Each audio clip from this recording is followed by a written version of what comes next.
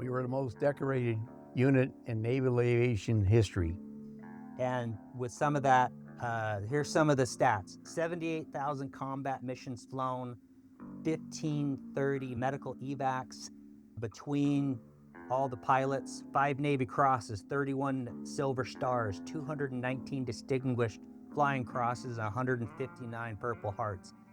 8,200 enemy killed, 8,700 vessels destroyed, 9,500 structures destroyed, and between all the pilots, 17,339 decorations or medals awarded.